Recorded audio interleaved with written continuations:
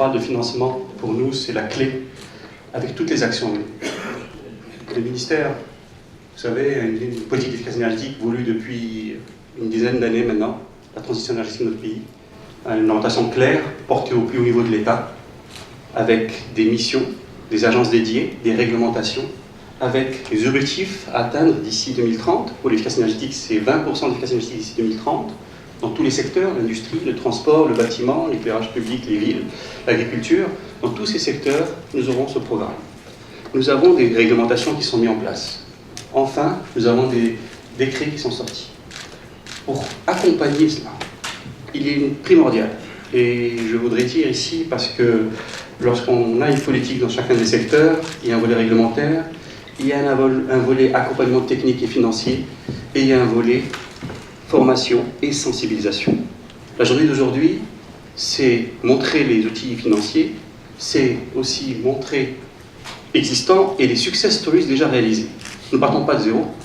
Ces dernières années, nous avons eu, et le dernier rapport de l'AIE montre que le Royaume du Maroc a aujourd'hui une intensité énergétique qui se réduit d'année en année. Nous sommes dans un modèle intéressant pour voir que pour produire $1 de PIB, nous consommons un petit peu moins d'énergie chaque année. Ça veut dire que nous sommes sur la bonne pente. Par contre, il faut généraliser. Ces success stories, j'aime citer un exemple probant, grâce aussi à l'accompagnement de l'Union européenne, avec le MORCEF, un exemple de success stories en 2-3 ans, plus d'1,1 milliard de dirhams ont été investis dans l'efficacité énergétique dans l'industrie, dans le service. Ça montre qu'aujourd'hui, dans ce domaine, lorsqu'il y a des outils financiers, lorsqu'il y a des accompagnements techniques et financiers, nous réussissons à obtenir les résultats escomptés. Nous avons vu plus de 260 projets qui ont montré non seulement que les entreprises deviennent plus compétitives, mais en plus, elles deviennent plus respectueuses de l'environnement. Donc nous sommes dans un schéma où tout le monde est gagnant. Je finirai aussi pour dire qu'au niveau sensibilisation et au niveau formation, c'est très important. Tous ces projets sont menés dans un esprit de partenariat public-privé. Nous sommes ici avec la CGE, avec la Fédération de l'énergie, avec bien sûr la MISOL, et je vais le dire ici avec le cluster solaire, parce que ce concept de cluster solaire a été créé dans cet esprit. Et aujourd'hui, d'accompagner le secteur privé pour qu'on ait des acteurs performants sur le terrain, il est primordial. Donc lorsqu'on fait des investissements, c'est valable pour l'industriel, c'est valable pour le secteur financier. Que le travail sur le terrain soit bien fait.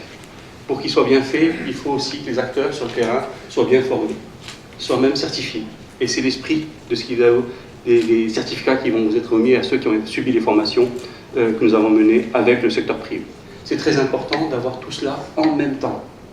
Et c'est pour ça que nous sommes heureux aujourd'hui de dire, et merci Monsieur le Ministre de votre présence, parce que je sais que cette semaine on nous a beaucoup sollicité, vous avez beaucoup accompagné l'efficacité énergétique, excellence Madame l'ambassadeur aussi. Cette semaine, nous avons reçu, il y a 2 jours, toute la délégation des pays scandinaves, et vous avez bien dit, Mustafa tout à l'heure, la Norvège est un exemple. La Norvège est un exemple parce que voilà un pays pétrolier qui a aujourd'hui la politique la plus volontariste, une des plus volontaristes en termes d'efficacité énergétique, en termes de transport, de mobilité durable, en termes d'accompagnement pour ceux qui veulent s'équiper. Le prix de l'énergie domestique en Norvège est plus élevé qu'en Suède, qui est un pays importateur. Vous imaginez l'impact d'une politique aussi volontariste sur l'accompagnement pour que, au lieu de continuer à gaspiller de l'énergie, on accompagne l'efficacité, l'économie, dans tous ces secteurs. Et on tient à le dire ici, chaque entreprise, hier notamment avec les hôteliers, les hôtels aussi font des économies d'énergie par des investissements qui sont nécessaires. On a beaucoup aussi parlé de financement hier, aujourd'hui on en parlera, et je tiens à finir en disant au secteur financier national, merci, parce que plusieurs banques ont accompagné dès le départ les projets que nous voulions mettre en place avec les partenaires et les partenaires internationaux, qui est les banques nationales, mais il y a aussi les banques internationales de développement qui sont avec nous et qui nous accompagnent pour mettre en place des lignes de financement. Il y en aura d'autres. Nous sommes dans le domaine de l'industrie et du service avec le MORCEF, mais aussi avec des banques nationales qui ont des lignes dédiées à l'efficacité énergétique. qu'ils ont décidé de mettre en place, avec le Crédit Agricole, le secteur de l'agriculture, avec le pompage solaire qui a aujourd'hui des lignes dédiées. Il faut qu'on ait des lignes dédiées pour tous les secteurs. Et c'est très important d'accompagner cela, parce que l'on voit qu'aujourd'hui, ceux qui ont les moyens peuvent faire de l'efficacité énergétique, et ceux qui ne peuvent pas mobiliser des financements ont du mal à le faire.